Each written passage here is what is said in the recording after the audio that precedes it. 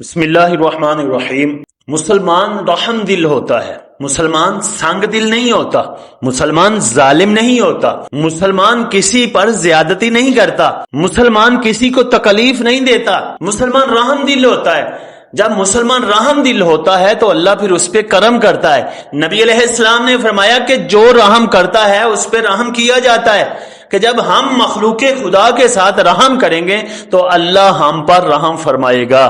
میں آپ کو دو باتیں سناؤں گا بہت ہی پیاری۔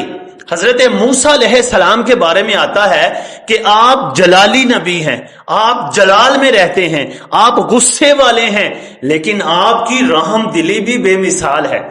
آپ جیسا رحم دل کہاں ملے گا؟ وہ نبی جو اللہ کے لاڈلے نبی ہیں، اللہ ان کے ساتھ طور پہ کلام فرمائے، ان کو کلیم اللہ کا لقب عطا فرمائے۔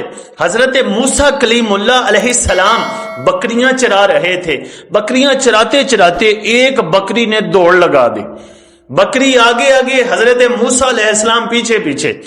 اب ذرا سوچئے، ہمیں کوئی تنگ کرے، ہمیں کوئی بگائے تو پھر ہمیں کتنا غصہ آتا ہے، ہم آپے سے باہر ہو جاتے ہیں، ہم پتہ نہیں کیا کیا کرنے کی سوچ لیتے ہیں، چاہے وہ جانور ہی کیوں نہ ہو۔ حضرت موسیٰ علیہ السلام اس بکری کے پیچھے جا رہے ہیں، بکری آگے آگے دوڑی جا رہی ہے۔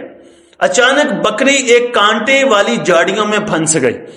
حضرت موسیٰ علیہ السلام نے اسے پکڑا، اس کے کانٹے ہٹائے، اس کو کانٹوں سے نکالا، اس کو تھوڑا سا پیار محبت کیا اور پھر کندھوں پہ اٹھا لیا۔ اب غصہ تو یہ تھا کہ اس کو پھینٹی لگاتے، لیکن نہیں، حضرت موسیٰ علیہ السلام نے اس بکری کو اپنے کندھوں پہ اٹھایا اور ریوڑ پہ لے آئے اور کہتے رہے، نہ خود تھکتی نہ مجھے تھکاتی، تو بھاگی تو بھی تھک گئی، میں بھی تھک گیا۔ کیوں ایسا کیا؟ یعنی محبت کے ساتھ اسے کلام کرتے رہے، تو نہ بھاگتی نہ تھکتی، تو خود بھی تھک گئی، مجھے بھی تھکاوٹ میں ڈالا۔ مسلمان رحم دل ہوتا ہے، وہ رحم کرتا ہے، اس کے سامنے چاہے جانور ہی کیوں نہ ہو۔ حضرت علی الخواص علیہ رحمہ بہت بڑے صوفی ہوئے ہیں، بڑے بڑے صوفی کرام ان کے قول نقل کرتے ہیں، ہر تصوف کی کتاب میں تقریباً ان کا نام ہوگا۔ آپ اپنے گھر کے اندر چھوٹے چھوٹے سوراخ دیکھتے اور پھر ان کی آگے دانا پانی ڈال دیتے، یعنی کچھ نہ کچھ کھانے کے لیے ڈال دیتے، اور فرماتے یہ چیونٹیاں جو ہوتی ہیں نا، یہ باہر نہیں نکلتی جب تک ان کو بھوک نہ ستائے، اور جب بیچاری بھوکھی باہر نکلتی ہیں، کسی کے پاؤں کے نیچے آتی ہیں، پھر ماری جاتی ہیں، ان کو تکلیف ہوتی ہے۔ تو لہٰذا میں چاہتا ہوں کہ کھانا ان کے گھر ہی مل جائے، یہ گھر سے دور نہ جائیں۔ مومن ایسا ہوتا ہے، مومن ظالم نہیں ہوتا، مومن کسی کے ساتھ زیادتیاں نہیں کرتا۔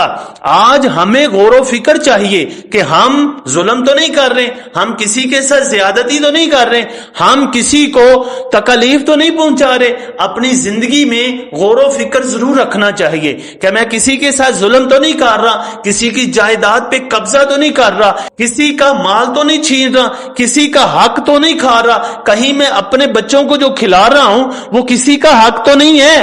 انسان کو غور کرنا چاہیے۔